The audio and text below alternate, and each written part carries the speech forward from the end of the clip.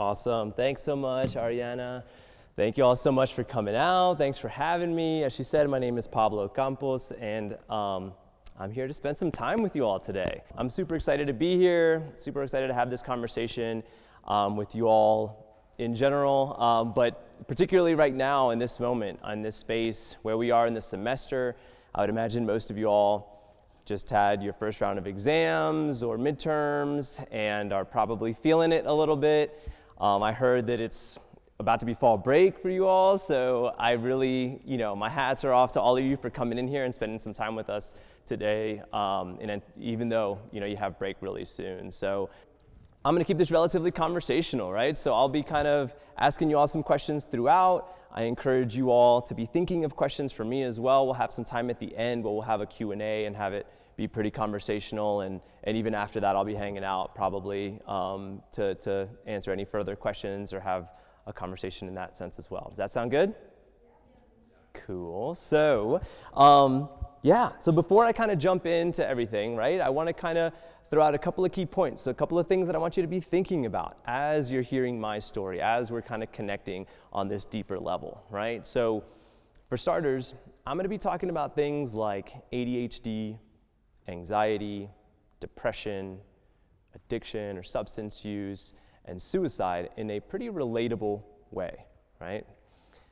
I'm going to be doing that because the reality is that it's way more prevalent than most of us think, right? Statistically speaking, like pre-COVID, the statistic was that 1 in 4 college students suffers from a diagnosable and treatable mental illness.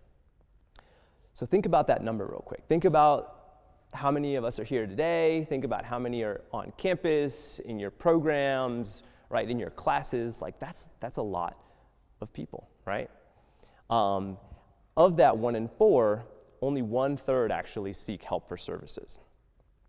Now, why do you all think that so few people who may be struggling or suffering don't seek help for services? Why do you think they may not want to reach out? Yes? I think there's a stigma around it because I think we like to compare ourselves to others, like, oh, I shouldn't feel this way because so-and-so has it worse and they're doing okay or whatever. I think we just hold ourselves to such a high standard that we don't allow ourselves to see it that way. Yeah, no, that's huge. The stigma, right, is the key word in all of that, right? There's a stigma around mental health in general, particularly around struggling, right, with mental illness or any of that. So thank you for that. Anybody else? Why might somebody not reach out for help? Thinking that their issues that they're struggling with are normal because they're around other people that are struggling a lot too. Yeah, it's normalized to kind of like tough it out, right, and to just kind of push through it, for sure. Yes? Lack of resources and just knowledge of where to go and who to help from. Yeah. Like here on campus we have the student wellness center, it's very known that we have people who can help us there, but not everybody has that. Yeah, for sure. Yeah, knowledge of resources and all of that. There's 2 of you in the same spot, so. I think along with that, when you struggle with mental illness, it might be difficult to even do your daily tasks, so trying to even find someone to talk to, when you're not anything. Yeah. You don't have the energy really to survive. Absolutely.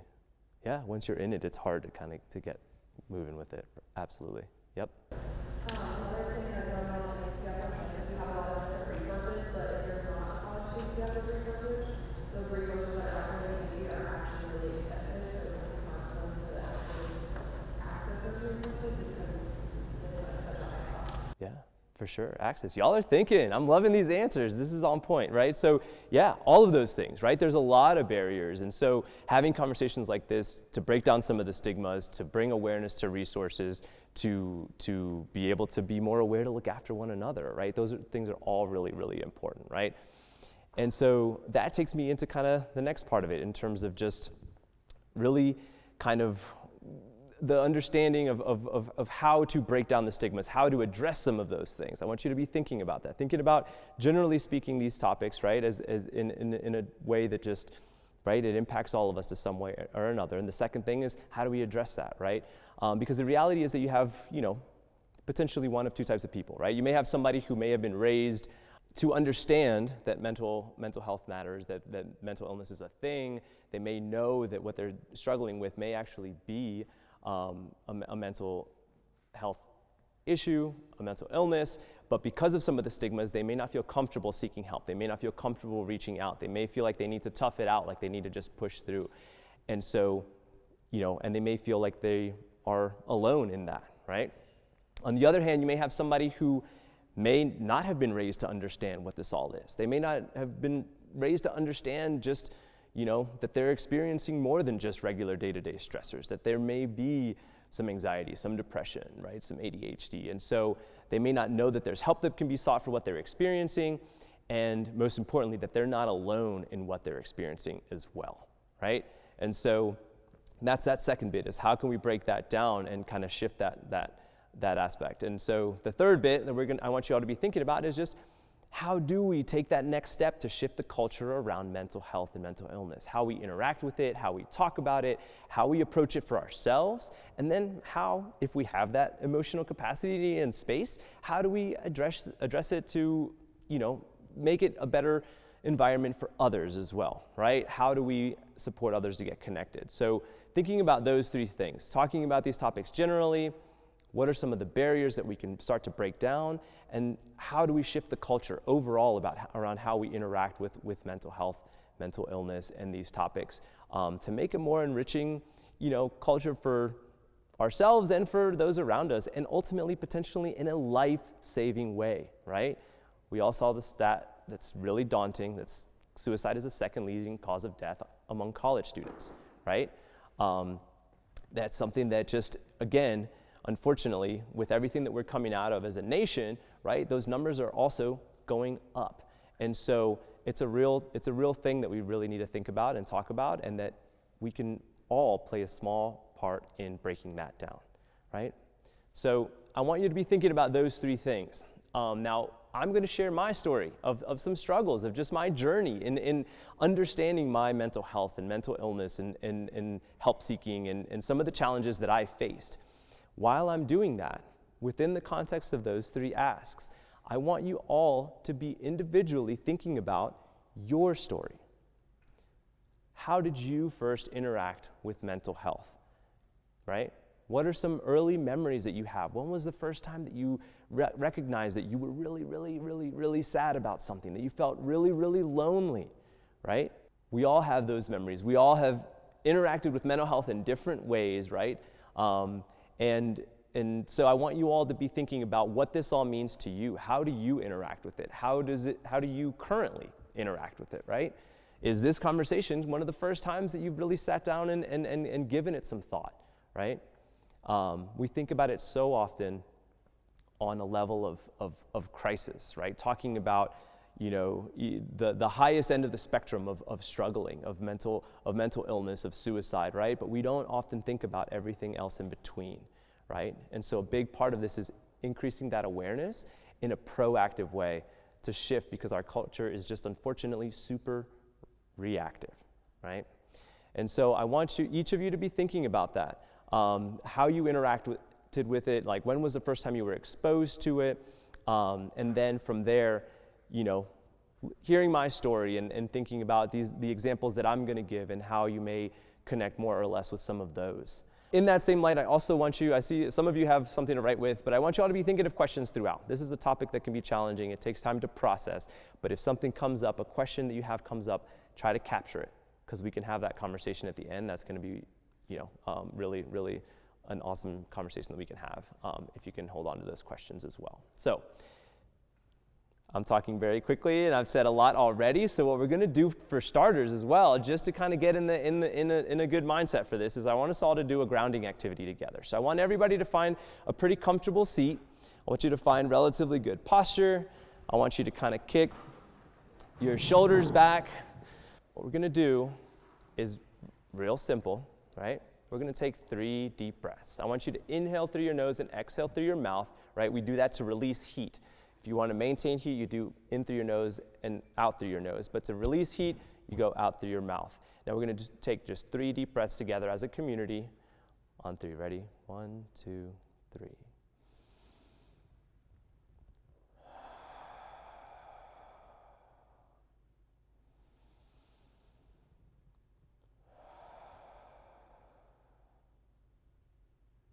One more.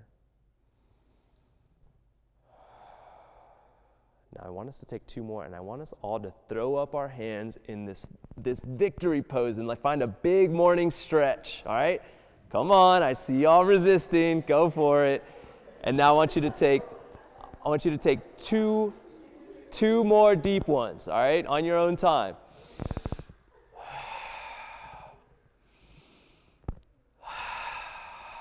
All right, now find any wiggles that feel good, any organic movements, all right? Are we all here? How was that? Good? All right. I want y'all to kind of join me on this journey into kind of some of my story, right? So my story begins really at the very, very beginning. So I was born the year that my parents came to the U.S. from Guatemala.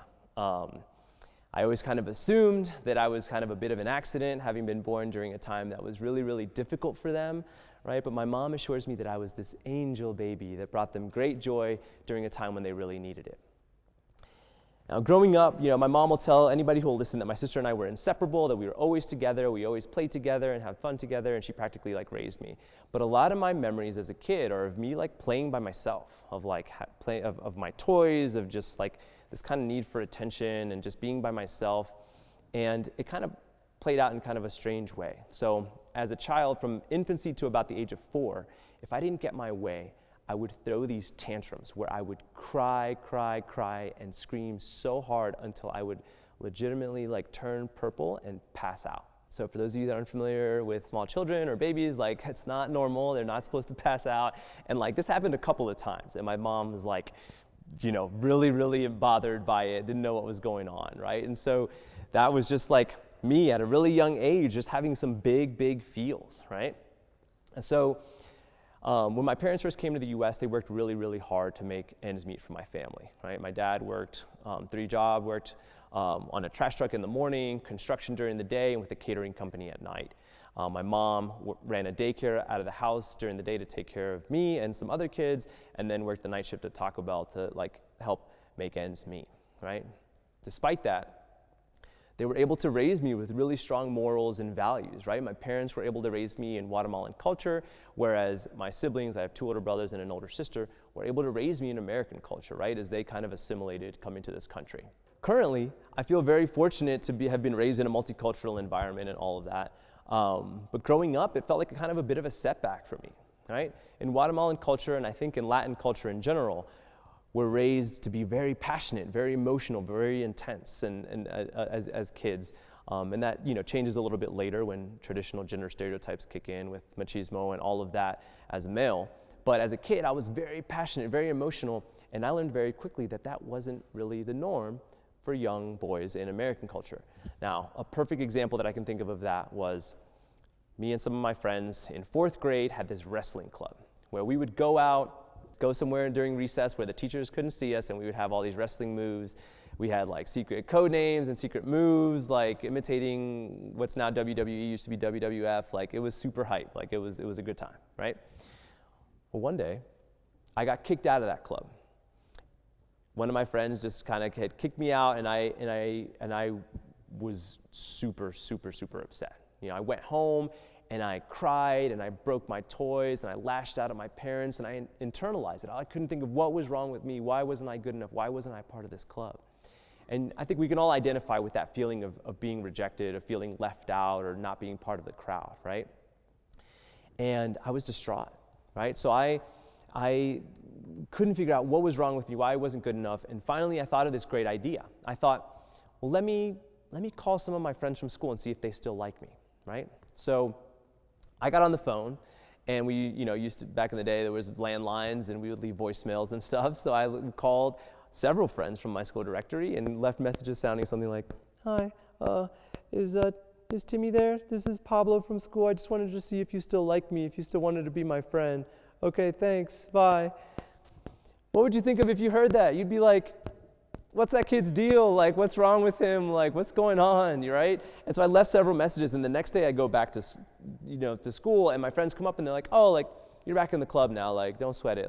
And I was kind of just what? But that was a really pivotal moment for me, because that was the first time that I recognized that I couldn't let them see how upset I had been. If I wanted to be one of the guys, if I wanted to be part of the group, if I wanted to be, wrestling and doing whatever, I couldn't let them see that I had cried, that I was upset, that I felt left out, that I was bothered. I had to eat all that up and play it cool and keep it moving, right? So by 4th grade, I had already learned to start to put on this mask, that everything was fine, that everything was cool, that I was good, even though to this day, I remember that gut-wrenching feeling of being kicked out of the group, right? So that kind of masking what I was feeling and not talking about what I was going through started to create this kind of internal pressure within me, this blockage, right? And so that started to just kind of build up. At the same time, I was dealing with a lot of external stressors that we deal with throughout life, right? Particularly as kids, but I would argue that in every stage, right? Elementary, high school, college, that we go through this, right? I was growing up thinking about what a cool kid should wear, or what friends we should have, or what music I should listen to, or and like I said, later in life, right? It's like what school you should go to, or how long it should take you to graduate, or what you should major in. And after that, what job you should have, what relationship you should be in, how much money you should make, and how happy you should be with it all, right? So to this day, should is this word that I really, really try to be mindful of and that I try to avoid, but it's because it's very black or white. It's either should or shouldn't, right? When the reality is that life is made up of so many gray areas and in-betweens that can often be more enriching than all of that, right? And so growing up, right, I had 2 older brothers and an older sister. My 2 older brothers, they really moved on the American dream, right? They came here and just did what they had to do. They both went to Ivy League schools.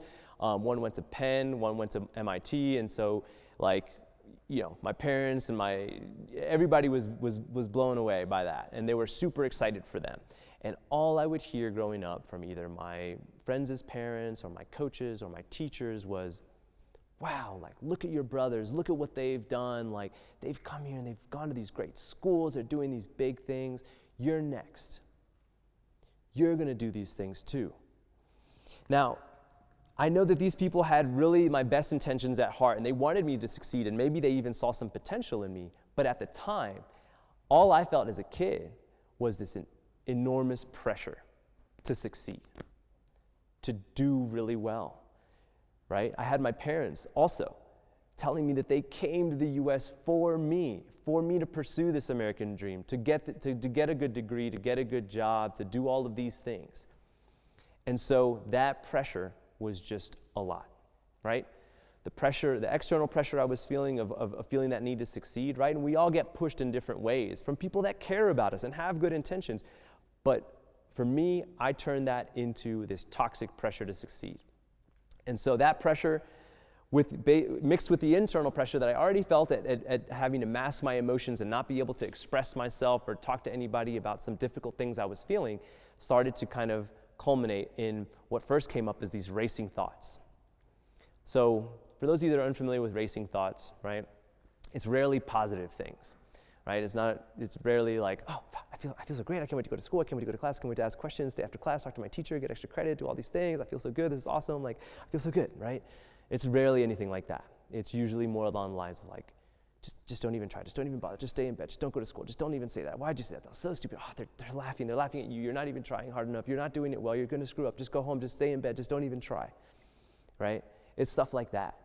These are thoughts that to this day I have to manage, right? I have to think about that there's just a part of who I am, right? But as a kid, it was exhausting, right? It was really hard to deal with. I didn't know what was going on or why I was having that, right? And so that started to weigh me down bit by bit more and more. Fast forward to around middle school, I had my first depressive episode, which I can only describe as just this time of just darkness, right? I had this just lack of energy, lack of motivation. I was really unhappy with myself. I really, was just really hard on myself and really lacked the energy physically, mentally to do a lot of the things that I wanted to do. And like some of you said in that initial question asking about why folks don't seek help, I would look around me and, my family, we'd never had, a lot, but we had what we needed. We had each other and all of that, right? But I would look around and I would see people that had really significant struggles, right? Their parents were getting divorced, they had lost loved ones, their families were in trying financial situations. I would look around and see all of that and think, wow, they have a reason to be upset, to be sad, to not do well in school. I didn't really have that. This came seemingly out of nowhere. I didn't understand it. And so I didn't feel like I could seek help. I didn't feel like I could talk to anybody else. I felt like I had to push through and just take it on my own, right? And so the combination of some of those racing thoughts and some of that depression for me really ended up surfacing in this kind of numbness, right? I couldn't feel high highs or low lows. Like I kind of just felt numb. I kind of just coasted. And then I would get in trouble sometimes, or I'd get bad grades sometimes. But overall, I just wanted to kind of coast and fly under the radar, right? Not be noticed a whole lot by anybody. But that numbness for me became a problem. I wanted to feel something. And that for me was a really felt like a really normal transition into finding drugs and alcohol to help feel something, to help cope with that. Now, when I think of like drugs and alcohol and the education that we get in grade school and even later, right? I don't know if any of you watch South Park, but I just think of the teacher on South Park that just says, drugs are bad, okay? Like, that's it, right? That's kind of what we're told. Like, they're bad for you, they'll ruin your life, they're illegal, like, just don't do them, pretty much, right? And like, for a self-destructive teenager, and even as a young adult for me, like, I didn't care, right? Like there was no, I was self-destructive anyway. I just wanted to feel something. I wanted to feel alive, and I didn't want to feel pain. I didn't want to feel numb. And so that made perfect sense to me. I dove into that, right?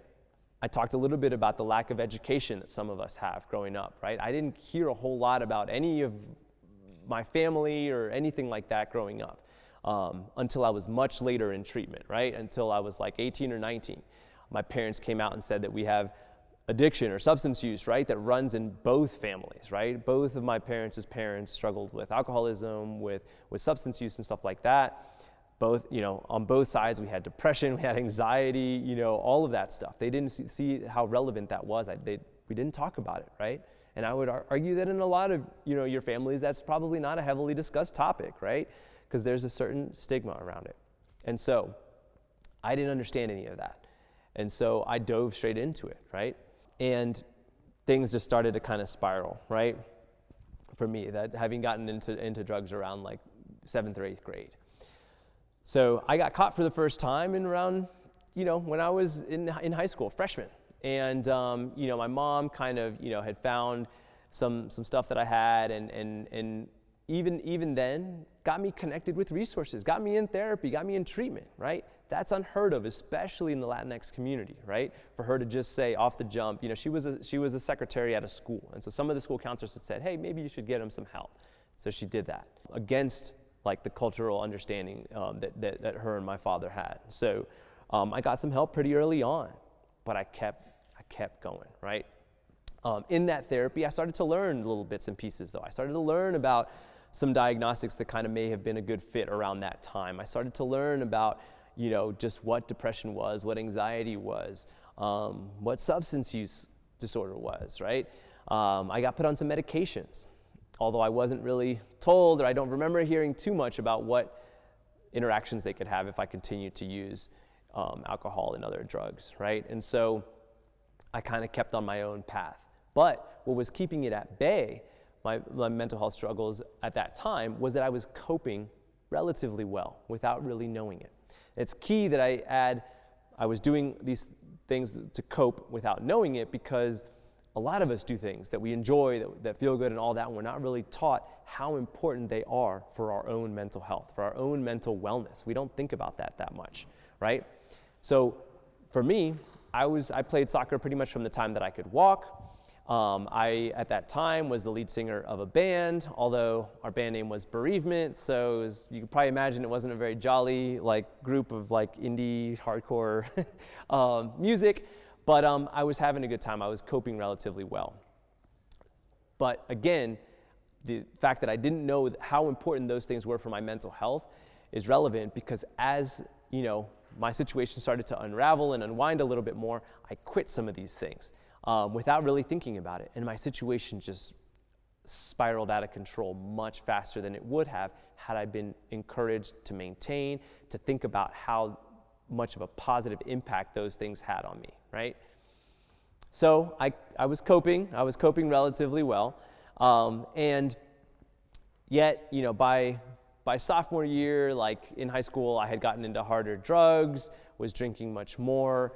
A lot of my friends that wanted to be there for me couldn't really be there for me anymore, right? They were noticing that this was a problem and they were scared. They didn't know how to help me or how to support me or what to say. And so they kind of distanced themselves from me, right? I had new friends at that point in time, friends that just wanted to have a good time, friends that just wanted to party, friends who I couldn't go beneath the surface with. They were just there to have a good time, didn't care much about themselves, much less about me in that sense, right? We're kind of self-destructive. And things, that downward spiral just kept moving, kept going. And I was losing, traction in how to stop, right? And I had continued some in treatment. I had continued getting some help, but I was resistant to it. Why? Because I even in treatment, I had this mask on. I couldn't open up. I couldn't delve deeper into some of the topics that we needed to address. And I, quite frankly, thought I could do it on my own, right? I was being forced to go in many ways. And it was not working and having the impact that it really needed to have in that time, unfortunately. Fast forward to like junior year of high school, at that point, I had worked really hard, and done okay in school, but in that point, things really started to fall apart. That summer of junior year, I was just using, just partying, wasn't thinking about much, right? And I came to go back to school senior year, and full stop. I had to really face my situation and that kind of hole that I had dug for myself, right? In that first week of senior year, I was no longer hanging out with a lot of my using friends and my partying friends. I was around my regular peers. And I remember looking around and having peers that were really successful, that had worked really hard. Some of them had already gotten into colleges. Some of them had really, really bright futures. And I would go to my counselors, and what had initially been conversations of what do you want to be? Where do you want to go? What do you want to do? You can do anything. We're here to support you and to help you in doing anything you want. Those conversations had now turned into, what can we do? How can we help you, right? What options do we have, right? Can we shift some of your classes? Is it worth taking a more difficult class if you're just going to skip or fail? And I started to feel that enormous pressure just building up a ton, right? I started to think about all the people that had told me early on that I was going to do these great things and make moves and go to a good school and have a good job and all of that. And I remember starting to feel like I had let them down. And I started to feel like I couldn't see a way forward. I couldn't see a way out. Now at that point, I had worked pretty much from as soon as I was legally old enough to work. I had worked and I had saved up money. I had blown all that. I wasn't using my drug of choice. I was just drinking. As you all know, alcohol's a depressant. I was drinking, going to school drunk. And this is still just in the first week of senior year. And by the end of that first week, I had just decided that I didn't want to be alive anymore. That I couldn't do it. I felt the pressure was too great. I felt like I had let down my family, friends, community. I felt like nobody cared. And the people that did care, I was letting them down. And so I decided to take my own life. So I took various different measures and means so that I didn't, run into any hiccups. And I also had taken my parents' car and I got on the highway. I grew up just outside of DC in Northern Virginia, and I was on the highway going well over 100 miles an hour. And I had started to get kind of foggy and blurry from some of the things that I had done. And I remember just seeing these flashing lights in my rearview mirror. And I remember thinking to myself, they're too late. There's nothing they can do. They can't stop me. It's too late. So I pulled over at that point and kind of more so crashed my car into the side barrier. And I jumped out to face a state trooper who was already out of his car, gun drawn. And I remember saying to him, please just shoot. There's nothing you can do. Fortunately, he saw that I was in distress. He was able to subdue me safely away from traffic. And I blacked out. I wake up the next day, handcuffed to my hospital bed, thinking life was already so complicated and so heavy for me before, and it just got 10 times more complicated. What am I gonna do? Again, I was so well versed from as early as 4th grade at putting on this mask, this facade that I was okay, that I was fine, that I was able to talk my way out of getting admitted into a psych hospital. I was allowed to go home, and things continued to unravel, right? I bounced around from different treatments, and again, for me, that stigma, right, within my culture, within my community, within my friends group, of not seeking help, of feeling like any struggle or mental health issues were a weakness, those stigmas were what kept me being so proud that I didn't want help. I didn't think I needed it. I didn't want to do it. I didn't want to follow through.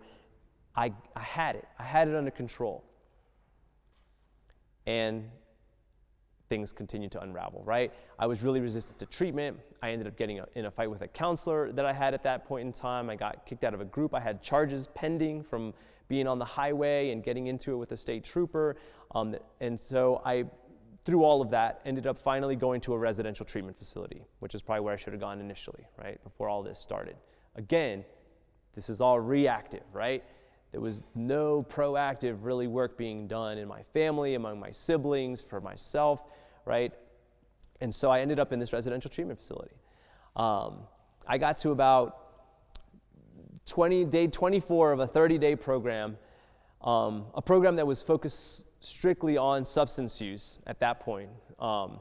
It wasn't so much focused on behavioral health or dual, diagnostic work, which is kind of what is the golden standard now. And so I was getting some of that substance use support without really addressing some of my underlying mental health issues and challenges. And I snapped, right? There was a counselor, this old DMX looking dude trying to give me the tough love approach, and it was just on the wrong person, right? We almost got into a fight and I got kicked out. I then went to another facility, and that's where I finally sat down and started to progress. I started to learn more.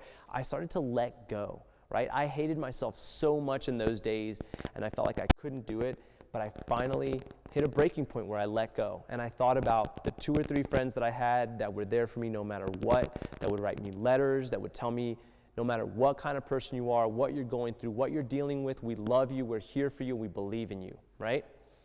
And I thought of those people, I thought of my family, who even though they didn't understand and didn't really know how to help me, that they were like, we don't know what is going on with you, but like, we're here for you.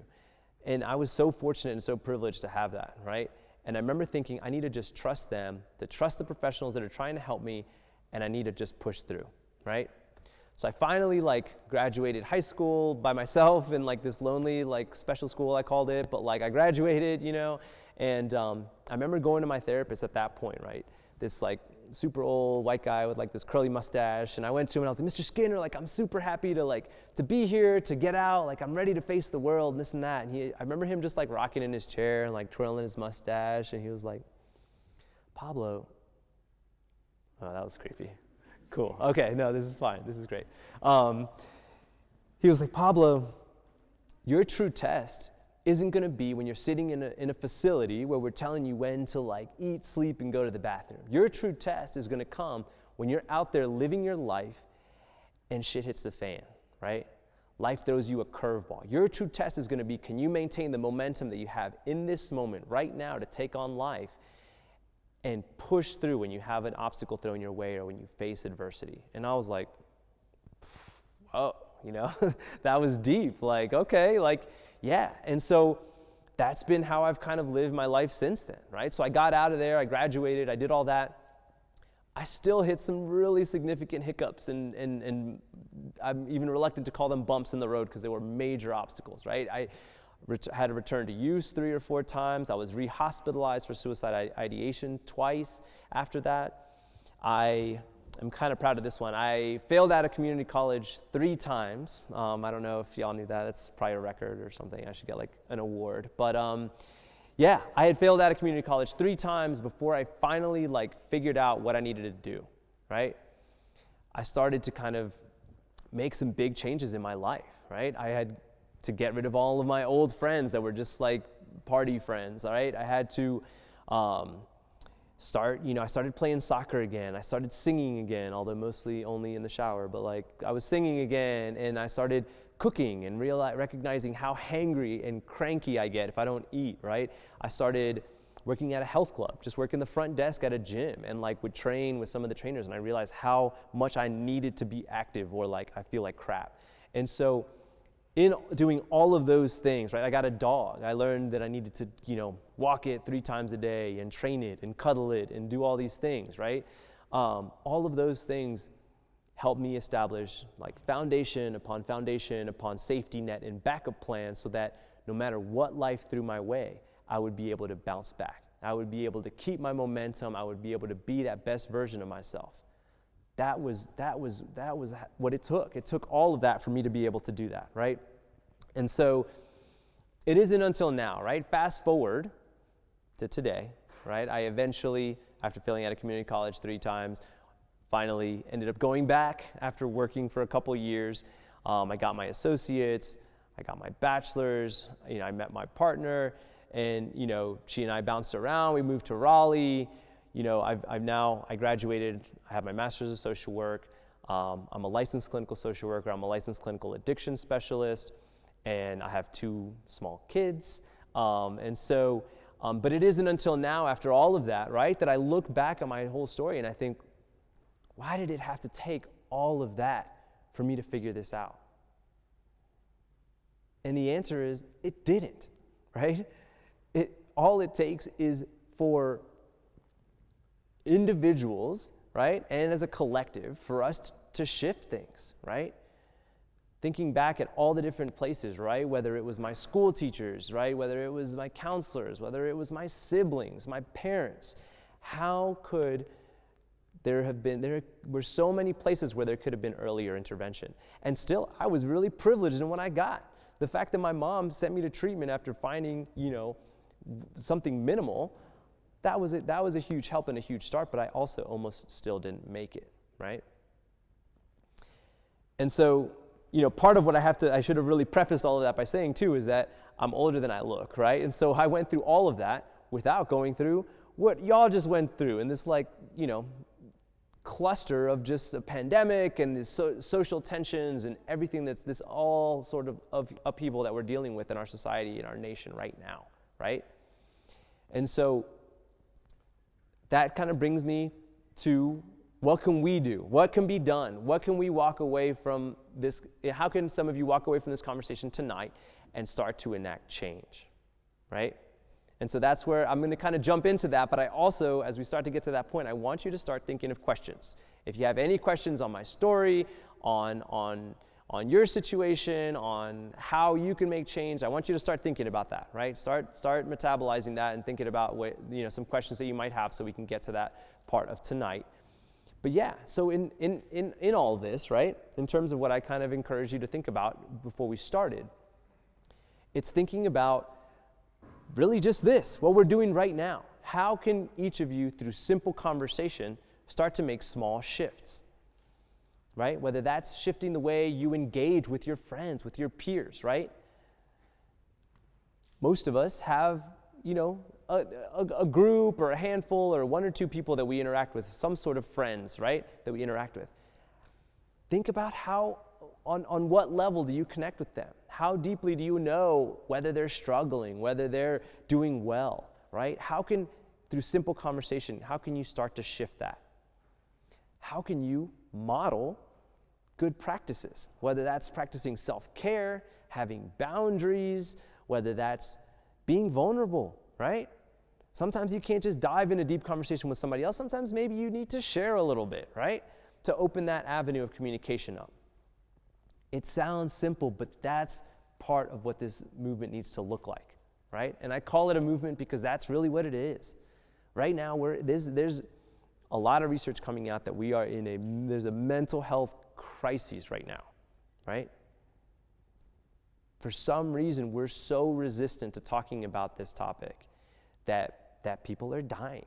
People are ODing, people are taking their own lives. This is no joke. This is the big public health movement of our generation's time. Our generation, I say that loosely, of my and your generation, right? But this is it, right? Think about how important mental health is, how relevant it is for each of us to be the best version of ourselves, right? I also didn't let y'all know this, but I'm also a therapist now at a college counseling center at NC State University in Raleigh, North Carolina.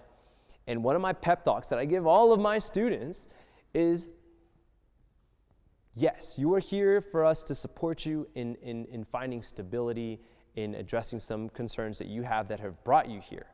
But if I'm doing my job well, and if you're showing up, the goal here is that you walk away with tips, strategies, perspectives, and insight around your own situation and how your mental health and mental wellness overall works for you to be able to find stability now, to push forth and be that best version of yourself throughout your time here at the university and then throughout life. This is something you can carry with you for forever, right? So I'm jumping around a bit, and I want you to still be thinking of questions, but yeah, so through simple conversation, that's really, really important. Those small ways in which you talk to your peers, to talk to one another, the conversation within yourself, within your head, within your internal dialogue is relevant too, right? I talked about how super hypercritical I was of myself and how I was my own worst enemy in some ways, right? We all have that voice in our head that we, it operates under a guise of wanting to push ourselves to succeed, to be that best version, but sometimes it can be pretty nasty, right? You wouldn't talk to other people the way we talk to ourselves sometimes, and that's a fact, right? So being mindful of that conversation in general, with others, with ourselves, with our peers, and with some people in need.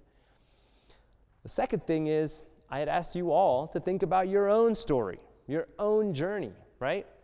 And how relevant that is. I hesitate presenting, the conversational component before this, but I think they both kind of go hand in hand, right? Thinking about your own story and how you interacted with mental health early on, how you're interacting with it now, sometimes that needs to take priority over even engaging in simple conversation.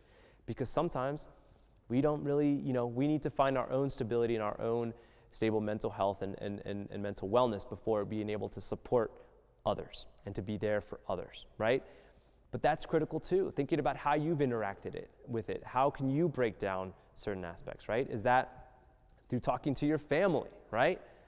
If, in some cases there may be cultural barriers like I had in being able to even broach this topic with your families, right? But also, maybe you feel good about it. Maybe your parents or your caregivers understand, but you got this uncle that comes around at Thanksgiving and says some really wild thing and that you want to address related to mental health or something like that, right? Maybe somebody is making jokes about, killing themselves or doing something like that all the time, and it's frustrating to you, right? How can you, in small ways, be an advocate, enact that change, right? And so thinking about your own story, thinking about simple conversation, right? And thinking about really how you practice your own self-care. How do you operate in a way that helps you be that best version of yourself, right? It's challenging. But we have to find it. For me, throughout the pandemic, I had to really, even after all of this, even after being in a pretty good and comfortable place, I was challenged significantly, right? And I felt like, I felt personally called out by the pandemic just in terms of some of the isolation that I had and just having to reset and recalibrate to really push forward and really do what I needed to do. And I'm sure there's probably many of you that felt challenged in a similar way. It's really, really common. And so thinking about that, right, on a regular basis and how we model that, right? So all in all, right, as I kind of come to a close, I really urge you all to find some simple way to act, whether that's acting for yourself, to take care of yourself, maybe to seek help, right? Maybe to talk to a friend that you feel like could benefit from seeking help, right? Maybe it's through simple conversations, checking in on some of the people that you feel close to, but that you don't truly know what's going on when they're alone, when they're behind closed doors, right? Maybe it's talking to a friend that may have one too many or two too many, right? When y'all are hanging out and checking in on them, right? These are difficult things, and it's tough to initiate some of that, whether it's our own work in help seeking or whether it's with supporting others, but it's always worth it, right? And you never know when you might really legitimately save a life. or highly improve somebody's quality of life, right? So, I want to thank you all so much for coming out, for hanging with me. Y'all have been really, really a great audience and really, really attentive and all of that. I think, yeah, I'm just really happy that y'all are here. I hope the message reached some of you, and I would love to really hear from some of you all. So thank you all so much.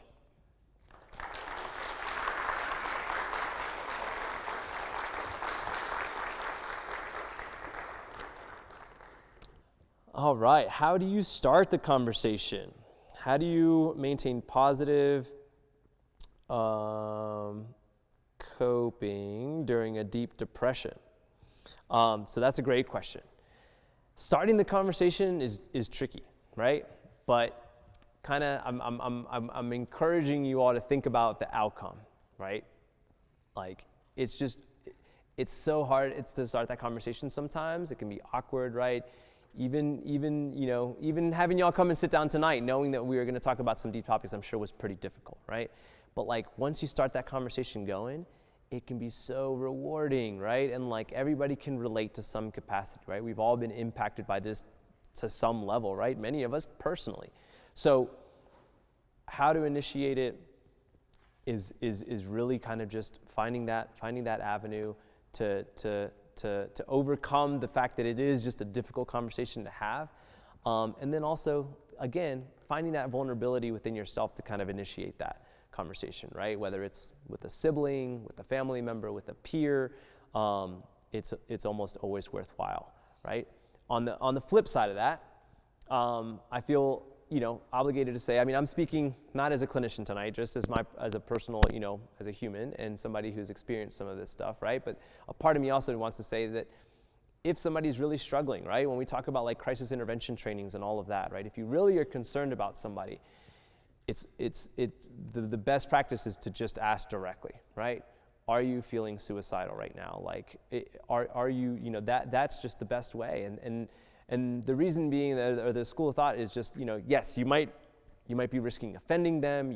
They might feel a certain way about it, but ultimately you're going to get an answer that's going to give you either a yes or a no, or you're going to notice a maybe potentially in them. And so it's just always worth it to do that as well if you're ever, encounter that. And I don't know if y'all have like QPR or like some sort of trainings like that. It sounds like you do. So also, if you're interested in learning more about that, I would encourage you to do that. The second part of the question is, how do you maintain, positive, I think, coping during a deep depression?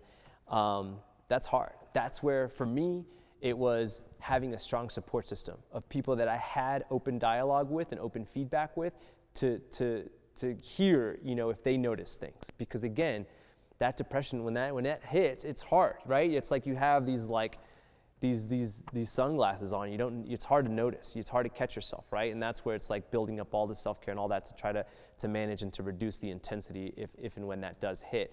But having a strong support system that you're open with and that knows you and that can give you feedback is really, really vital, because they can support you in that. And also just having routines, right?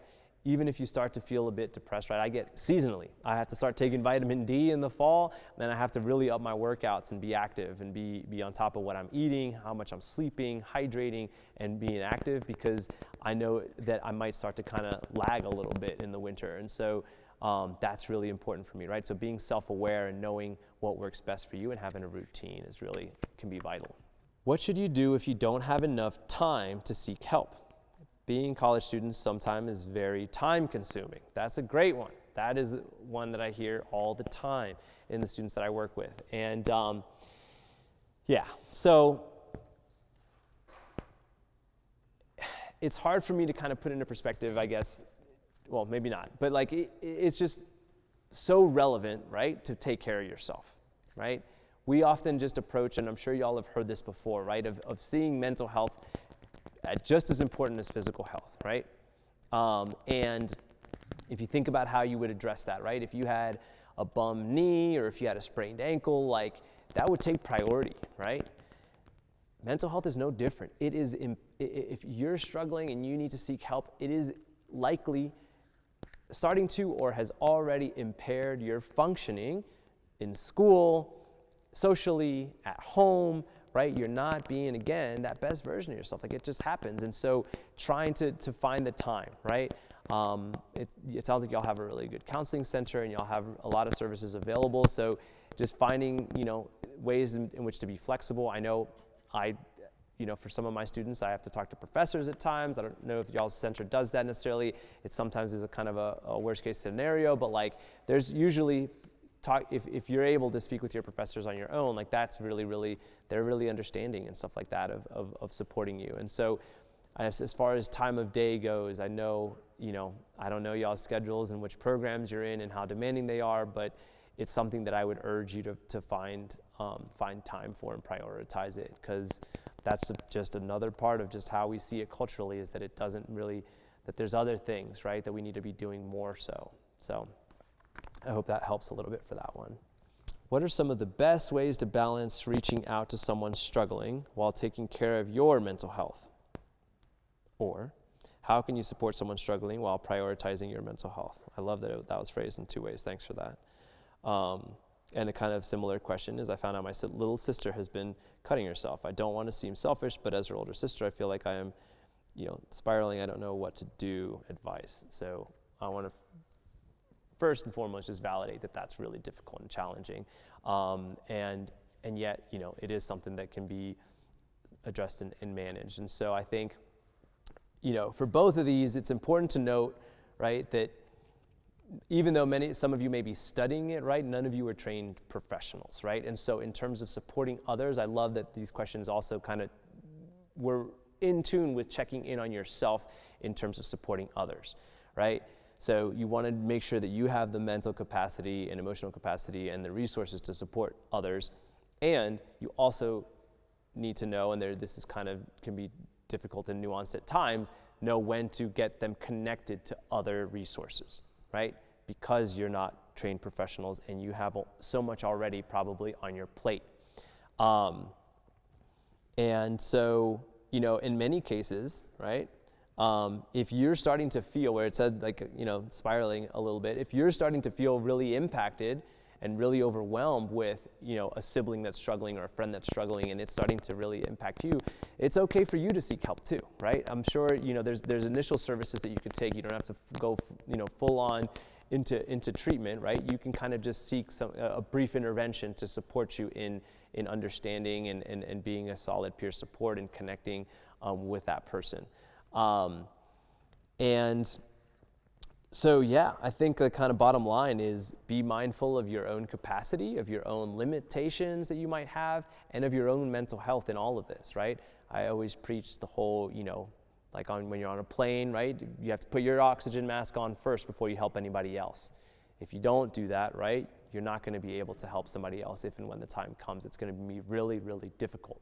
And that's hard to say too and to acknowledge, because a lot of times, right, in our culture too, we're really good at taking care of others, but we're not super great at taking care of ourselves sometimes, right? I don't want to generalize, but that's a pretty common thing too. So be mindful of just, practicing what you preach, taking care of yourself before kind of branching out and helping others. For the person with a sibling struggling, like I think you can definitely reach out to resources and get connected on how to initiate those conversations with your parents if they don't know, or with a sibling and support. There's definitely resources to be had to do that and have those conversations. So thank you so much for asking that. Can you think of something someone has said to you concerning mental health that was meant to be helpful but actually hurt you? Where do I start? That's a good one. I feel like this one is tricky, and I have to be mindful of what I say, because some of us, without knowing, some people in this room may have said similar things to people to just, push through it and you'll be all right and those kinds of things. And so I think this is a very individual response, right? I think I have felt certain things and they've kind of, rubbed me in a certain way versus, for others, maybe it is inspiring and motivational. For me, I think my most significant one is just validation, right? Validation is really important to me because people often have the best intentions with validation, right? They'll be like, oh, I know exactly what you're talking about, or oh, I know what you mean, or I know how you feel. And it's just like, no, you don't. You know, you might understand something similar. You might have been through something similar or have seen something, but like you don't truly know exactly what's going on, right? So I think that's something to be mindful of, right? Of saying, you know, yeah, like I can't imagine how you feel, but like I've experienced something, you know, like this, or this, and it's hard. It's really hard. Like I feel for you. I think also just, you know, people forcibly telling me like it's gonna get better, like it's gonna pass, like you're gonna figure it out. Like I feel like that was them trying to manifest it for me, but it wasn't like them actually recognizing I was, right? So I think, you know, reframing how that's worded, like wording is key, and that's where we focus so much on conversation and being mindful of the language we use and how we phrase certain things, right? I think what I kind of needed to hear at some point was like, this sucks, you know, this is really hard. Like that's kind of it. You know, I don't like know how you feel, and I don't know what you're going through, but like I'm here. I think that for my siblings was really vital for me to hear, because they were always pushing me to go above and beyond, right? Like community college for me wasn't an option. Like I needed to go to a good school and do this and that, and they were pushing me to do that.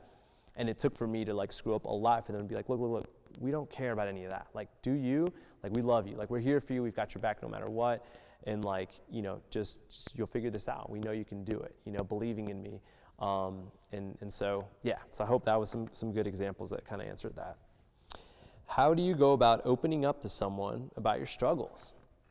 That's a good question. I think that's different for everybody, and it depends on like, you know, what kind of a support system you have and kind of how to initiate that conversation, right? Like, I think the most important thing I would say from my perspective is to kind of to check on whether the other person can handle it in that moment. Like, so kind of setting up the conversation, kind of saying, hey, like, I have something I kind of want to talk to you about, but like, you know, it's kind of heavy or whatever. Like, is it cool, like, if we talk about this now, or like, do you want to catch up later or something like that, so that it's not like sprung on them in a moment when they're like, I'm about to go to class. Like, you're telling me all of this shit right now? Like, come on. You know, so like really thinking, like making sure that they're in a good space and like that you can have that conversation, even if that feels like it's hyping it up and setting it up, right? But I think, again, similarly to asking, you know, for somebody else that's struggling or anything like that, like there's really, you just have to kind of get over the fact that it's really hard and it's really challenging, right? That's the thing in all of this, right? Is that everything that I'm saying that's coming out of my mouth is far easier said than done, right? It takes courage, it takes bravery, and that's why, right, we're breaking down some of these stigmas around it, because for the people that do seek help, for the people that need to seek help, like they need to know that it is a huge move to engage in this conversation, to talk to others, to check on yourself. So I hope that kind of helped with that, just some idea, but also just recognizing that it's just something that's inherently difficult, but that you can do it, right? It is doable. At what age were you diagnosed with ADHD?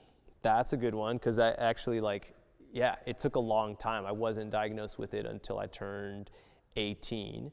And it was like, again, one of those reactionary things, and thinking like, what helpful would that have been if I had like known about this and been medicated and sought treatment for it like earlier on, right? So like that was really, really key for me. How did that information change the way you think about your issues in your childhood, high school? Yeah, it does. I mean, I especially as a clinician now, like I want to really, really throw out there that like, I don't want to get on my soapbox about diagnoses, but like, the diagnoses are meant for us as professionals it's meant for us to guide our treatment, right? And how we kind of tackle different things. But there's so much that we need to learn about this field still, that there's so much that we need to learn about the human mind and the human body, that it's very imprecise work. And so our society, again, we get some, for some people, diagnoses are really helpful because they're really, validating, and they feel really like it fits and like it's great. For other people, it can be kind of it can be detrimental, right? You get stuck on certain things. You get stuck on kind of that WebMD component of looking all of this up and kind of feeling all of that and not understanding that, right? So I always kind of throw out diagnostics with like a grain of salt for folks, because it really can be kind of tricky work. That all being said, right, I feel like I was misdiagnosed for a bunch of my like childhood and all of that. Like I feel like I had all sorts of things thrown out, and like I didn't, don't even get me started on what meds and stuff I was on and everything, because they were just kind of throwing everything at it. And a big part of it was because I was so resistant, right? But I think that earlier, diagnostic work that felt like it fit would have been really, really beneficial for me. So I was a bit rambly, but I hope that kind of helped answer that a little bit. How important do you think mental health training is for police officers? Wow, very, without really getting too far into it, right? Usually on college campuses, like the officers are very well trained with it. There's more and more movements really to have officers at least have some sort of like CIT or crisis intervention training, or at least specific officers, right, to be able to do that. I think it's super vital. I think for all fields, I think that's the thing, right? Like I'm encouraging you all to make some of these moves and these changes in our culture. Some of you, I would imagine, being that you're in the classes that are really learning about this stuff, right, may go into this field and it's going to be really relevant for you. For those of you that aren't, it's still super relevant, right?